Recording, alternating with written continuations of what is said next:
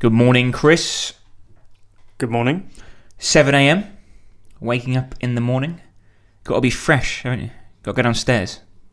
Got to have your bowl of cereal. Seeing everything. The time is going, ticking on and on. Everybody's rushing, aren't they? You got to get down to the bus stop. You got to catch your bus and see your friends. Yeah. You're kicking in the front seat. You're sitting in the back seat. But you've got to make your mind up, Chris. What seat will you take? Because it's Jason Goes to Hell, the final Friday. It's Friday, gotta get down on Friday. Everybody's looking forward to the weekend. Hello and welcome to episode 81 of the How to Survive podcast. My name, as ever, is Joe Sherville, and joining me, as ever, is Chris Morris. Hello.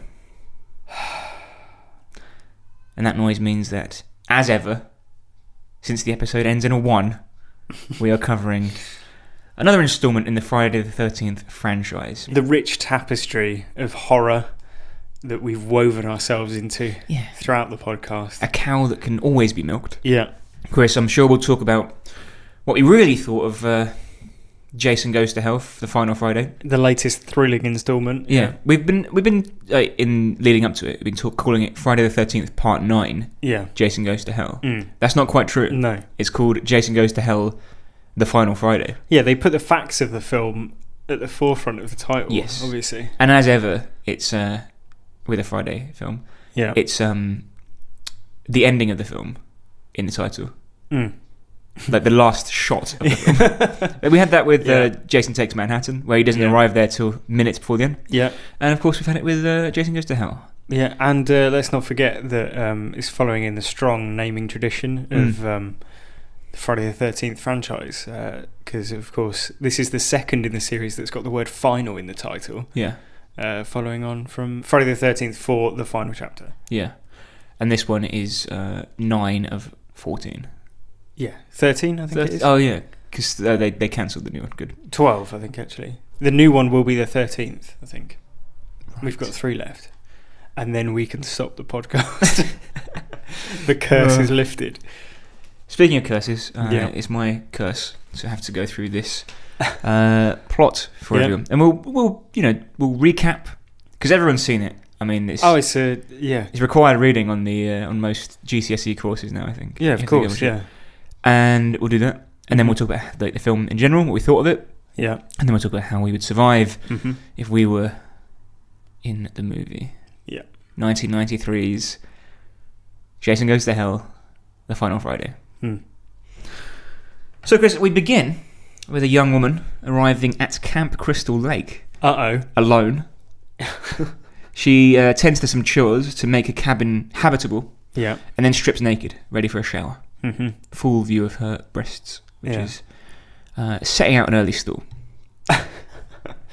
Yeah. Seconds later, Jason Voorhees attacks her from off screen. She makes a run for it, leading Jason into the woods.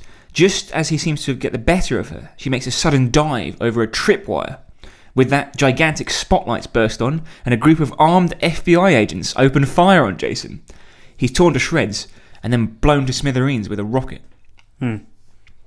Later, whilst performing an autopsy on Jason, alone, a coroner is sent into a trance by Jason's remains. He's compelled to grab Jason's rotten heart and eat it, seemingly transferring Jason's evil spirit into his body. Now in control of the coroner, Jason uses the body to murder another coroner and 2 guards before fleeing the building. Back at Crystal Lake, Jason does what he does best, murdering 3 teenagers who were in the woods for some camping, drinking and premarital sex. All of this is reported on the local news, which is watched by a young woman named Diana, who is working in a local diner. She seems worried what Jason's return might mean for herself and her daughter, Jessica. A visiting bounty hunter, Kryson Duke, goads the young woman until he is arrested by the town's sheriff. Shortly, the sheriff is kidnapped by Coroner Jason. Like Jason wearing the coroner's body. Yes. Yeah. Coroner Jason takes the sheriff back to the home of the Voorhees family. Yeah. A new entry. Which is a thing, Yeah. apparently. Like a mansion that they Yeah. had. Hasn't been sold on. No. But you can't get it. It's cursed. Right. Where he Is it? Probably. Where he ties the sheriff up, doesn't he? Yes. Naked to a table. Shaves him. Yeah. And then vomits black fluid into his mouth, which possesses him instead. What looks like black fluid, Yeah. but we later learn is something else. Yeah, what could it be? You say that like it's a callback to something previous in the series. No, this is all new. Yeah. It's all untrodden ground, Yeah. including the house. So just to recap, the sheriff is now Jason. Yes, Jason. Yeah, Jason is now the sheriff. Yes. Diana receives a call from her daughter, Jessica, who tells her that she is coming to town with her new boyfriend, a TV journalist interested in the Jason Voorhees case. But the call is cut short as Diana is attacked by Sheriff Jason. The attack is disrupted by Diana's daughter's ex-boyfriend, Stephen, and a fight ensues, culminating in Diana being killed by Sheriff Jason, who is then thrown through a window by Stephen. The police arrive to find Stephen sat with blood all over his hands next to Diana's body, and they put 2 and 2 together to make 5 and arrest him. In jail, he meets the bounty hunter, Crichton Duke, who tells him that Jason can only be killed by a member of his family. That's Voorhees' family. Yeah. And that Diana, and therefore Jessica, are both members of the Voorhees clan. Big plot twist. Yeah. Diana is Jason's sister. Half-sister. Half-sister. Yeah. And that makes her daughter Jason's niece. Yeah, half-niece. Yeah. Stephen breaks out and heads to the Voorhees house to find evidence to back up the claim. Whilst there, he falls through the floorboards as he spies Jessica's TV reporter boyfriend snooping around the house. The TV reporter is talking on the phone and he says, basically, I've brought the remains of Diana to this house and I'm going to hide them in the fridge so that when we're filming here, we'll find like a big reveal. It'll be a big scoop. Yeah. Which is obviously reprehensible. But luckily, Sheriff Jason arrives and overpowers the TV reporter, transfers his spirit into the TV reporter using black vomit again, and leaves the sheriff's body to melt into a pool of acid. Yeah, yeah. That's a new thing, but also a very well done effect. Yes. I thought Maybe the high point of all 9 movies so far. Yeah, quite possibly. Definitely from a special effects standpoint. Yes. Can we just compare this to the previous time that we saw someone in a Friday the 13th movie melting, and that was Jason himself. Yes. In the previous episode, in Jason Takes Manhattan, where to show him dissolving in acid, they superimpose some flames over his picture, and then it fades to a picture of him as a child. Yeah, he melted back into his child state. Yeah, they don't really cover the what's happened in the interim. Well, here. maybe we'll come to that later. Yeah, okay. I've got some extensive notes on that. Good, as you'd expect. So TV journalist Jason leaves to look for Jessica because the bounty hunter earlier, by the way, he said that a Voorhees family member can kill Jason, but Jason also needs a Voorhees family member to regenerate into his full-bodied self. Yeah, the Jason we know and love. Yeah. So he's gone looking for Jessica to do just that. Stephen chases after him and grabs Jessica from the diner. They jump in a car together, and Stephen runs over TV reporter Jason. But Jessica thinks TV reporter Jason is still her regular boyfriend, and throws Stephen from the car, heading to the police station. At the police station, TV reporter Jason shows up and kills all the police officers. Before he can possess Jessica, Stephen saves her. Now she believes him, Chris. That's all it took. Yeah. After various other fracases, Stephen and Jessica end up back at the Voorhees house with Duke, the bounty hunter, who arms Jessica with a mystical dagger which she can use to kill Jason. Jason jumps from person to person, mostly police officers, before being forced out of a body. And now, as a black slug, he crawls across the floor and into the vagina of the dead Diana. Yeah. We've seen the possession thing is actually Jason vomiting this creature out and into a new body. Earlier we saw that. Yes, which now goes up his half-sister's vagina. Yeah, well, yeah, it's not explicit, but it's it goes up its dress, and then there's a cut, Yeah. and then Jason appears. Jason does appear. Yeah. In the, as you say, the man we know and love. Is he a man? The myth, the legend. Yeah. Jessica kills him Mm. after a protracted fight, and his spirit and body is dragged down to hell. Jessica, Stephen, and their baby strolled off into the sunset, Mhm. and that's where Jason goes to hell. The final Friday ends. Hmm. Except it doesn't. We then get a shot of a dog digging in like the dirt, Yeah. where he uncovers. Was she? We don't know the gender of the dog. No. Uncovers Jason's hockey mask, Mm-hmm. which is then grabbed from underground Yeah. by the arm of Freddy Krueger, Mm. who then laughs in that Freddy Krueger fashion, Yeah. and obviously teasing the next instalment of the Yeah. the franchise, which would be Freddy vs. Jason, Mm. which actually happened 10 years later, Yeah. and wasn't the next in the series. No. There's another Friday the 13th film Mm. before that. So this marks, I think, the 4th or 5th movie in a row where the original plan was to do Freddy vs. Jason, Yeah. but the two studios couldn't make a coherent plan, Mm-hmm. and they couldn't get licensing, so they were forced to write this script for Friday the 13th Part Yeah. 9 in about one day, Yeah. and it shows. It shows. It really does. Yeah. Yeah. Well, you say that, Joe, but if I may be so bold, though this film has its problems, Mm. which are many, and I'm sure we'll come to those, I think it's actually a lot better than most of the Fridays we've watched. Because it starts to sort of recapture some of the campy tone Right. that was present in Part 6. Yeah, which was so far the best one. Yeah, Jason Lives. Other than the first one, it was the most enjoyable, certainly. And you have characters which have character motivations. They have personalities. Mm. Like, there's a scene where, as you say, where Jessica it doesn't believe that her boyfriend who's just been run over was actually Jason. Yeah. And she sort of says, oh yeah, I believe you, and then goes like, of course I don't believe you, like in a sort of like mad, angry way. And it has all of those sorts of things which give it a bit more personality, a bit of vim, a bit of vigour. It is still a bad film though. Yeah. For many of the reasons that I'm sure we're going to come to. What about you? What did you think? It was shit, and it obviously was shit, and it was interminable and boring.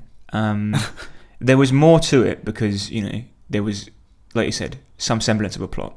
Mm-hmm. The problem is it was so vastly different to anything else that was come before that it was just like confusing. Yeah. So it'd be like if you're watching like Mission Impossible, where you expect to go in and what's his name? Ethan. Yeah. Ethan is gonna be sent on a mission. Mm-hmm. A difficult one. He'll climb the Burj Khalifa or he'll jump out of a plane with no parachute. Yeah. And things that Tom Cruise does that are exciting. Mm-hmm. He'll come into some peril, sleep with the woman, and eventually win the day. Yeah.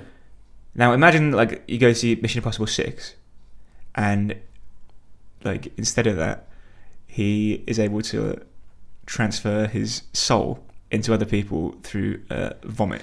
Yeah. It's that different because there's a formula that they've just ignored and done something completely weird.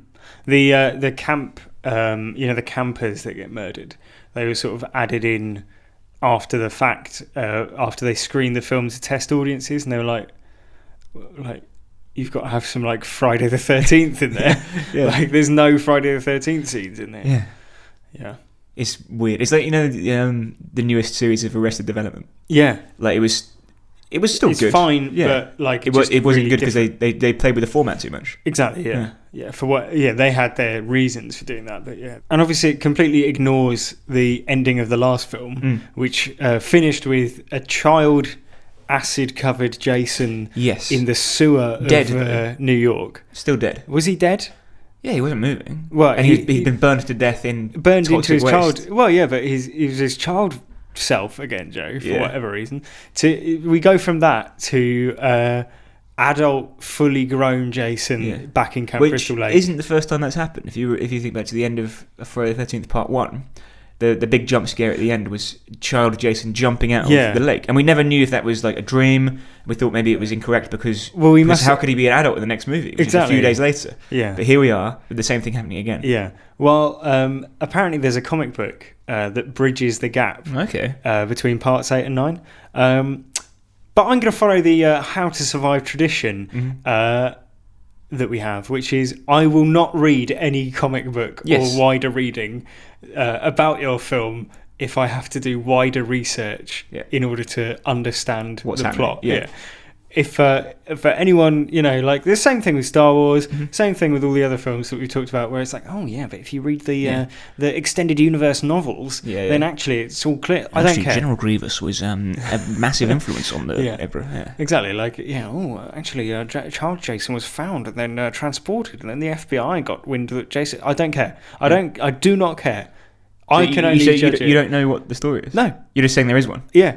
But I sure refuse to do any research into it. All right. I'm not going to waste my time. But I do looking want to into know, but again, I'm not going to look it up. So Exactly. one of our listeners, Yeah. any of you, just get in touch. Tweet us what happens in that novel, that Yeah. graphic novel, at How to Survive Pod. Yeah, and no multiple tweets. I want one 140 character explanation. Yeah.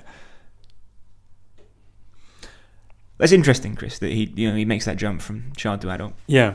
And as we said, it's not the first time it's happened. No. I've got a bit of a timeline of Friday the 13th endings. Okay, good. Which we could sort of work out what Jason was doing in between. Sure. So the first one, as we said, ends with a deformed Jason child leaping out of the lake. We're not sure if that's a dream sequence. I think we have to chalk that up as a dream sequence because the vast weight of evidence that succeeds that is that Jason was alive, never drowned, and has grown into an adult. He was watching from the side of the lake. Yes, yeah, correct. Yeah. So in the second movie, Jason, who's the giant man, who's ultra strong. Yeah, and that one ends, of course, with the masquerade mother head bit, and then the weird window jump smash thing. So that happens. Is he alive? Is he dead once again? No one knows, but he returns in part 3, of course. Yes, and in part 3, which took place on the farm. Yeah, that's right. Higgins Haven, was it? Yeah. He's killed with an axe. The main girl sort of severs his head from his body down the shoulder. Is it? Yeah, it's like it's not quite giant axe wound. Basically, it's not like complete decapitation, but it's head trauma. And he survives that. Yeah. Then in the final chapter, he wakes up. We see him actually get up and walk away from that. Yeah. At the beginning, and then at the end, he's beaten to death, I think, by Tommy Jarvis. It's with a machete, isn't it? Oh yeah, hacks him to death with his own machete, or with a machete. Yeah. And after dressing up as him. Yeah. As a child. And then 5 is of course Roy Burns. Yeah. Jason himself is absent. Yeah. 6 opens with him being resurrected from his grave, so we know that he did die at the end of chapter 4, but then was resurrected. Through lightning. By Tommy Jarvis, who killed him. Yeah. And then 6 ends with him being dragged into the lake. No, you're wrong. It's he ties breeze blocks around him and then sinks him. Yeah, that's what I meant. He gets dragged into and then the one that you're thinking of is 7. He gets dragged into the lake by the father of the teleconnected girl, by a ghost. Yeah. So and then that 8 opens with him imprisoned at the bottom of the lake and he escapes. Then 8 finishes it with him, as we said, being burned back to his childhood by toxic waste. As is the risk. Yeah. And this one ended with him being literally dragged to hell by Freddy Krueger. It's amazing that after Jason Takes Manhattan, they did another Friday the 13th with a place name in the title and spent even less time than they spent in Manhattan. Yeah. Because I was under the impression that it was going to be actually him in hell, fighting demons or confronting his past. Yeah, it's something like that. Nah, it's Black Slug Inside Man, isn't it? Instead, Jason is a Black Slug would be a better name for it. Well, that would be a bit of a spoiler, wouldn't it? Yeah. Well, maybe hell is being a black slug. Maybe. So we said it's the final Friday, and we sort of made fun that it's not actually the final Friday. Yeah. But it is actually the last pure Friday, I'd say. Okay. So the original run of Friday movies ends, well, I think, with this one. Because the next one is Jason X. Yeah. And that's Jason in space. Yes. Well, I mean, that is canon, though, isn't it? Is it considered canon? Well, I think so. I mean, I don't know who's out there like a devotee to... But they exist. I'm sure they do, Yeah. yeah. Well, there's a Wikia. Yeah. Someone's maintaining that. So, despite my frequent vandalism. Yeah. Petitions to stop. Yeah. So would you say it's the last of the pure... I think it's the last of the pure Fridays. Okay. Well, I sort of see where you're coming from, yeah. I'll need to see Jason X in 10 weeks' time. In X weeks' time to be sure. Also known as Jason 2000 in other territories. So Yeah. if you're confused about what we were saying about Jason X, just go look for Jason 2000. Do you name a character in any of the Friday the 13th films other than Jason himself, Yeah. Mrs. Voorhees, Roy Burns, Mm-hmm. Crazy Ralph, and the two characters in this one? I can name a few. Go on. Alice is the girl who is murdered. The one in Friday the 13th where we think, fake oh, main character. this is the Yeah. main character, and then she gets killed. That's Alice, I believe. Yeah. Although maybe Alice is the actual main character. Yeah. If you don't know, you don't know. So that's a zero. Okay, fine. Yeah. I think you're right, but I'll give you a couple of names. go on. Axel. Do you remember Axel? And I think maybe you're getting confused because Axel was the main character in My Bloody Valentine. I can give you two names, Joe. Go on. From Friday the 13th, Part 4, the final chapter, Axel and Nurse Rogers. Okay. And the reason I know these names is because I was thinking when we were watching this, tell you who has a rough ride in the Friday the 13th franchise. It's coroners. Yeah. And this is something that has occurred to me a lot. You see it all the time in TV, in films and stuff. Coroners, without fail, are always like weird outsider people. Yeah. You know, they're almost always eating a sandwich and then leaving it on the sort of torso of the body. Yeah. Kind of like all that sort of thing. Like slightly eccentric. Even in this movie, the Jason Goes to Hell. That literally happens. Yeah. The two coroners in this film are Phil and Eric. Mm-hmm. Phil is the main coroner, who then inexplicably, I would say, eats Jason's heart. Like you said in the recap that he's like compelled, hypnotized or whatever.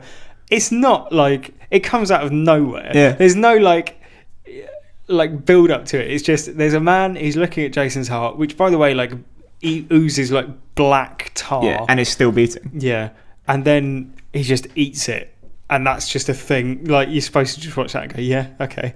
And then Eric is his coroner friend who takes like, you know, more pleasure than he should in sort of swearing at Jason. Yeah, and then gets killed. Yeah. Yeah. Yeah. Sorry for that detour. No, Please I go like on. it. I like it. Yeah. Another little detour for you. I had to watch the movie with the subtitles on. Yes. Yeah. Do you know why? Yeah. You told me why, but I'm sure the listener would be fascinated to know. So, how did you find the sound production in this movie? I don't know whether it was just because you'd warned me that I didn't find it as troublesome as you, but I did also watch it with the subtitles on. So the reason is the mixing is just awful because. And this is kind of my detective work mixed with a bit of IMDb trivia. Yeah. This was the return, like from episode 1 of Friday the 13th, of Sean S. Cunningham, the original director. Well, he was the producer. He was, but he also took over directing when it was revealed that whoever the original director of this was an incompetent. Name of Adam Marcus, and it's Jessica is having a shower at one point, and there was a sort of argument between her and director about nudity. Yeah.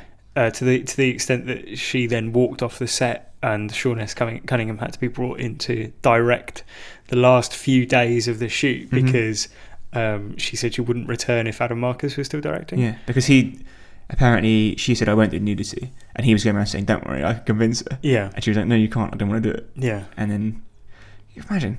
Yeah, well, she ended up not doing it, did she? She's in a bodysuit. Yeah. But then that's not the reason for the sound. No. Sean S. Cunningham was a producer. Yeah. As we said. And he allegedly hated working with actors Right. which is difficult for a movie maker. Yeah. Because he thinks they don't react quickly enough. Yes. They'd linger. They'd chew the scenery, ham it up. They don't react quickly enough to his cues. Yeah. Yeah. So he shot the movie instead of its typical 24 frames per second on 22 frames per second. Yeah. And then sped it up in post, which meant that the audio. Well, it's ran the 22 frame per second film at 24 frames per second, which has the sort of sound, the side effect of speeding it up, but also that increases that, it speeds it up, and then when you speed the sound up, it pitches up. It chipmunks it. Yeah, well, no, maybe not. It's not necessarily Quite that bad. yeah, but then had to use a sort of synthesizer to, or a modulator, harmonizer, to bring it back down to a normal pitch. Yeah, and then I think that sounded weird, so he just drowned it in like screeching synth from the soundtrack. So you end up like, what the fuck are they saying? Yeah. Like, well, there are a few scenes where you can sort of notice that it's sped up. I think as well, like some characters moving. There's a scene with a baby in close up, and it's like, I don't know if it's the other actors were sort of, taught to like moderate their movement to compensate for the different frame rate, but the baby looks like particularly unusual. surreal. Yeah.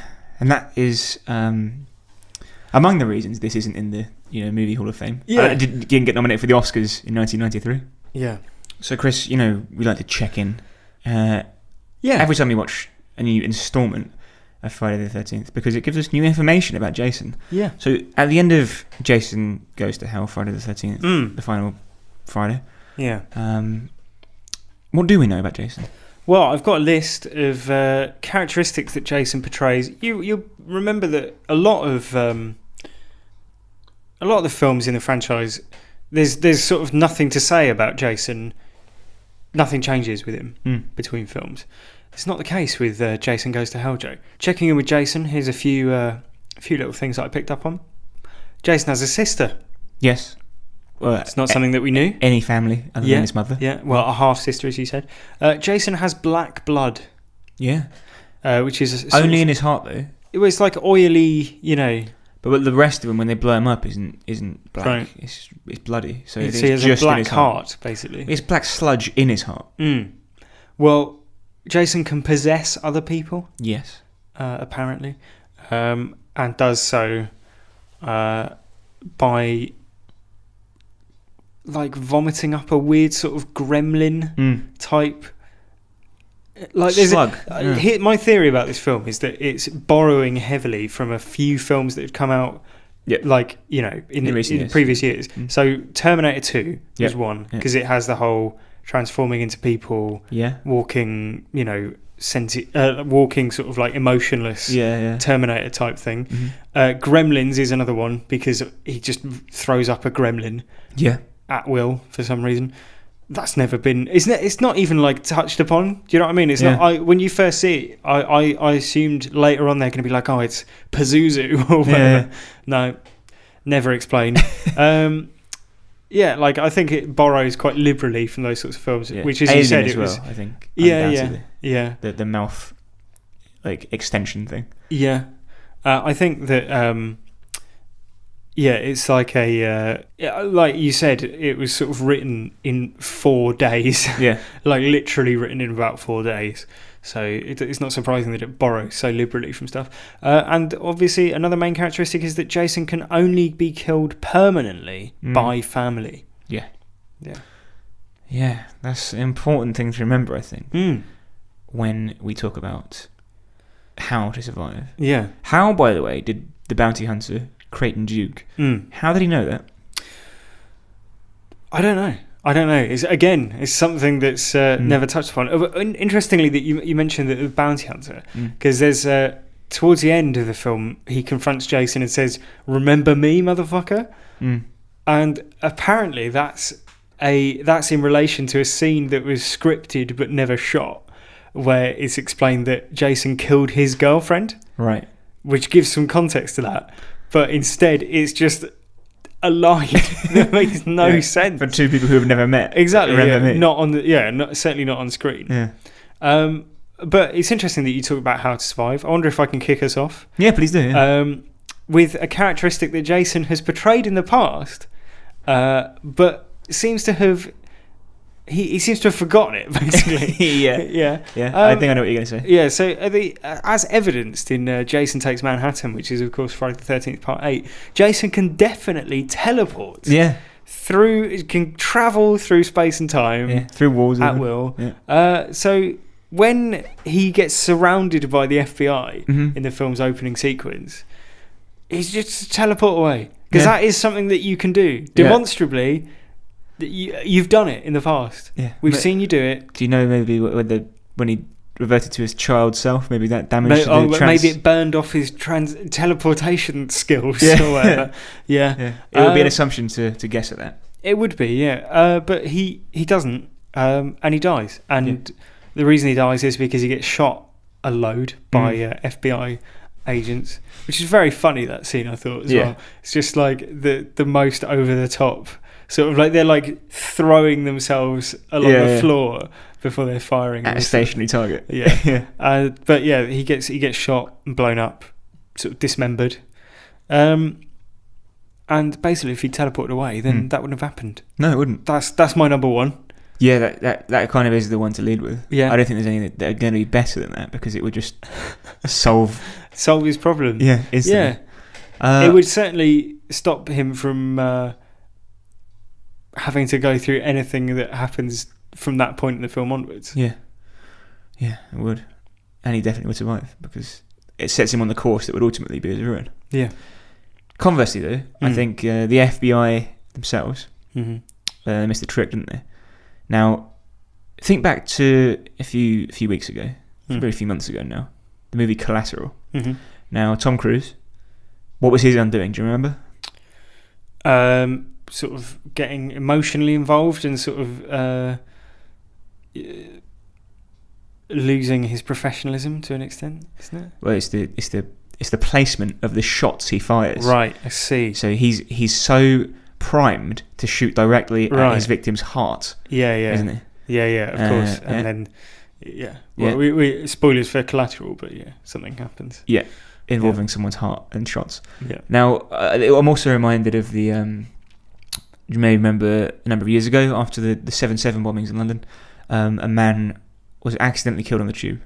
Right. Accidentally being, they thought he was a terrorist, and he wasn't. Is this Jean-Charles de Menezes? Yes. De Menezes? Yeah, that's the guy. Mm-hmm. Now, I remember reading in the paper around the time that happened that the shots that were fired were one in the heart and one in the mouth, because that's the way they're trained to neutralise the target. Right. It puts them down instantly. Okay. And I would assume that the sharpshooters in the FBI would be trained in a similar sort of thing. So we know that a shot to the heart isn't going to do you any good. Yeah. Certainly would finish you off, because they're not going to be able to recover. You're not going to have heart surgery. It's a lethal shot. Mm-hmm. Now they pump him. They absolutely pump him from all angles. Yeah. They're in a circle, so they're actually shooting at each other. Yeah. But he's so muscular that he catches, all the bullets. all the bullets go in. Yeah. None of them appear to have shot him in the heart, though. No, that's true. His heart remains intact. Still beating. They wouldn't have known, but as you say, they're not following presumably their training. Yeah. I think officially it's center of mass as opposed to the heart. Right. So it knocks you off balance as well. Well, I think it's interesting that you mentioned Collateral, actually, because there's a scene which I believe is sort of revered among gun enthusiasts, where Vincent takes out two people in an alleyway, very quickly. Sort of two people in 2 seconds or 1 second. And in that, he does a thing which is 2 shots to the centre of mass and then 1 to the head. Mm-hmm. And that, I think, is the sort of, if you absolutely want to completely stop someone, if someone's running at you, for example, that's the thing that you're trained to do, because it brings them down. Yeah, because the 2 shots, as you say, will knock them off balance, hopefully. But some people, if they're on drugs or, particularly full of rage, or you happen to miss vital organs or whatever, might still come at you, so you shoot them in the head as well. And obviously you aim for the centre of mass because it's the largest area of the body, more likely to hit it. and then head, more difficult, but by that point they've already been shot twice. You know a lot about guns. My name is actually Vincent. Yeah, I think it's been back in. There's been articles about that scene going around recently. I assume because of John Wick 2 coming out, which is also revered for its sort of like Are you gunplay. NRA supporter? Listen, Pro gun. yeah. Okay. Well, all that said, would you agree that a shot to the heart would have been useful? A shot to the heart, and you're to blame. Yeah. You give love a bad name. Yes. You give horror movies a bad name, Jason. Yes. I've got a second thing, and it revolves around that scene as well. In fact, all of mine revolve around that early scene, right? Because it's the most a turning point. It's the most coherent point of the film. Yeah. After this point, it becomes just a mess. Yeah. So Jason, it follows on very nicely actually from what you're saying, because there's one man who knows that a shot to the heart would kill Jason, and he says as much basically as he's watching the FBI shoot and blow Jason up. He goes, like, he shakes his head and says like something like not gonna work or something like that. Not good enough. And that's Creighton, whatever his name is. Creighton Duke. Yeah. Who's watching. The actor apparently only agreed to be in the film on the condition that he could dress as a cowboy, which is excellent. That means they went to him and said, "Can you be in our film?" And he's like, "Only if I can dress as a cowboy." Yeah. It's not even the most ridiculous thing in the film. No. Which, isn't surprising, I suppose. But yeah, basically, he's a bounty hunter, and even though a deleted scene would suggest that he's got a personal vendetta against Jason, you have to assume he's out for some sort of reward for stopping Jason. But he is. He says, "I'll only do it for $500,000." Yeah, but by this point, Jason has already been blown to smithereens. Yeah. So you're not gonna be able to cash that in. I don't think you can take like a leg in that you found and go, "Oh, I killed Jason." It's like, well, what about the 40 witnesses? Yeah. But if you went over and said, like, I'm a Jason expert, whether you believe me or not, if you've got one bullet to spare, his heart is lying on the floor there. Although I think we're both perhaps barking up the wrong tree, because none of the FBI and Creighton Duke are members of the Voorhees family, are they? That's true. That is very true. Yeah. Although I struggle to see, like, if he was incinerated, if he was just turned into ash, like, what? Like, would the coroner then eat the ash, or like what? It's like the old thing about, like, if you cut off a vampire's head, and put it in like a fridge and put his body in like somewhere else. Yeah. Like, how can he survive? But he still does. Yeah. Every time. Yeah. Well, maybe you're right in that. The only way to that's what the film states, is the only way to kill him permanently is to have a family member do it. So in many ways, all of what they're saying is a moot point. Yeah, I guess so. But we'll persevere. Yeah. Well, no, my next point actually is for Jason. Okay. And that is, after he's just taken the body of the coroner, he steps out of the room and he kills the two security guards, doesn't he? Mm-hmm. Now, I think Jason's aim is to get back into his old body, is it not? Right. Now, one of those guards is Kane Hodder, right, who plays Jason. Okay. So, right, if he was to just size him up and go, well, that's close enough. Yeah. Well, yeah, but the problem is that the bodies decay, don't they? It's like the Creighton guy says, when he possesses somebody, the body starts decaying, which means that he needs to find a new one as soon as possible, basically. Right. Okay. And keep hopping. So it's not a permanent solution. It's until he can get back to his sister's. Yeah, until he can rebirth himself from a family member. What if it was a male family member? I don't know if they exist. Well, we've never actually seen one. I don't know if anyone's explained to you the sort of differences in male and female anatomy and. Yeah, that's what I'm saying. Like, it says a Voorhees family member. If it was his like brother. Well, we have no. There are no surviving male Voorhees. There's Jason, but he's also dead. What What a confusing Yeah. thing. Well, if I can return to the opening sequence, Yeah. I was very happy to finally, after 9 films, Joe, they're listening to us, and they're taking our advice, because the FBI agent who's disguised as a naked girl. Yep. What does she do? She makes a straight sprint into the woods. Yep. Which is something that since episode 1 of How to Survive, Yep. we've been advising the Friday the 13th, victims to just run headlong into the forest, because he's never going to catch you, because he just walks, apart from the fact that he can teleport, but he seems to have gone off that now. So, maybe it's a thing. And she survives. He manages to sort of catch up near her. How much of her sort of tripping over is her playing along, I don't know. Yeah. But she successfully lures him into the trap by doing this, and also survives Herself, to tell the tale. Yeah, she survives. Jason doesn't. It was all a good result. a well executed plan, really. Yeah. Yeah. They weren't to know, after all, that you had to use a magic dagger. Yeah, exactly. It's not really in the FBI remit, No. I don't think. No, fair point. I think she did well. Yeah. Well executed police. They weren't fucking about, were they? No. Later on, those hick police aren't very good. Like the No. sheriff who gets Who lets himself get captured and then possessed and shaved. Yeah. Weird scene. Very weird. Yeah. Any final thoughts for... Yeah, this is a bit of a number cruncher. Okay. So my main point is that... Okay, let me ask you a question first. Okay.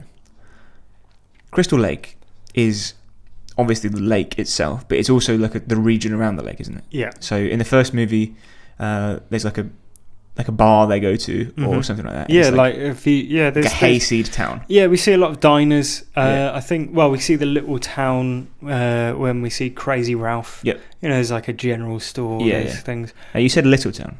Mm-hmm. How many people would you estimate live there? I can see where you're going with this. I don't know. We don't have the official population statistics, but it's certainly not a metropolis, is it? I would say under 1,000. Yeah. Okay. And we've seen on screen about 90 people. It's more than that. It's more than 100 by this point. Really? Yeah. Well, when we did the last podcast, I collated all the people who died. Yeah. Although that said, not all of them were from Crystal Lake. That's true. So maybe about 90. Let's call it 90. Let's just be conservative. Yeah. That's about 10%. Yeah. Of the population of the town have been murdered. 9% even. Yeah. 9%. Yeah. Of the population of the town. Yeah. Have been murdered by Jason. Mm-hmm. That is not good odds. No, it's a high death rate. And I'd go further and say that the teenagers, there can't be 1,000 teenagers in the town. No, it's a particularly strong demographic. It's teenagers and law enforcement officials. Yeah. I'd say most of them must have been killed by now by Jason. Yeah. Just leave town. Yeah. Although he has shown his willingness to track down that's true individuals who flee, try to get away. Yeah. By boat or he's even walked out of Crystal Lake for many, many miles. Yeah. To exact his revenge on that girl in the second one. Yeah, Annie, maybe. Yeah. It's a fair point though. You wouldn't move to an area of town where there's a particularly high, a noticeably high crime rate. Yeah. It's like the old joke that you wouldn't go and live in Midsomer because it's famous for its murders. Yeah, exactly. For our American listeners, Midsomer Murders is a TV show about a place called Midsomer in which there are many murders. It's like that old joke that says Office of National Statistics have said that most people's accidents take place around your home. So move. Yeah. That's a good one. Yeah. But yeah, it's sound advice, really. Move away from the danger. If there was an active volcano that over the last 30 years had killed 9% of the town's population, you would think about moving yourself away from that particular threat. Exactly. It's like that old joke, isn't it? Doctor, it hurts when I do this. Well, don't do it then. Yeah, exactly. Yeah, exactly. Sound advice, medical advice from one-liners. Yeah. So with that all said and done, I'm happy to Put Jason on ice for another 10 weeks. yeah. I wonder what will happen to him next. Yeah. Jason in space. Jason X. And if you've got any thoughts on how you'd survive in Jason X, or in next week's movie,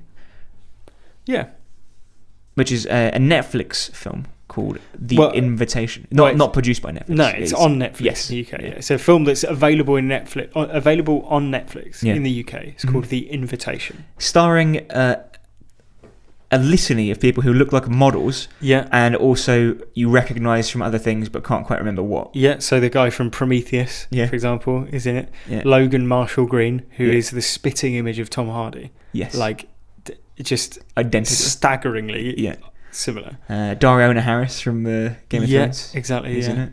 Yeah. And others as well. Yeah. Memorable parts played by them. A good film.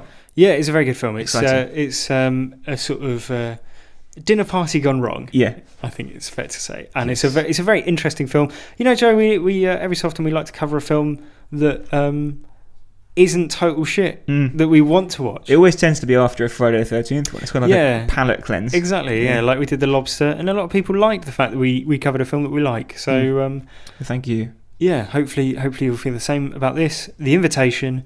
Available on Netflix in the UK. Check it out ahead of next week. Yeah, and let us know what you think. If you know how you'd survive, at HowToSurvivePod on Twitter, or HowToSurviveShow@gmail.com if you want to get in touch on a long form. Don't feel limited by 140 characters. Friday the 13th haven't. And they've been going for nearly 40 years. Yeah. If you've enjoyed the show, be sure to share it with your like-minded friends. Yeah. On anything you want, you know. Yeah, and don't forget to leave a review on iTunes if you enjoyed the show. So, Chris, how long have we been recording? About 45 minutes. Okay. 7:45 then. We're driving on the highway, cruising so fast. You want to make time fly, don't you? Fun. Think about fun. You know what it is. Fun. Yeah. I got this. You got this. My friend is by my right. Eh? I got this. You got this. Now you know. It's Friday.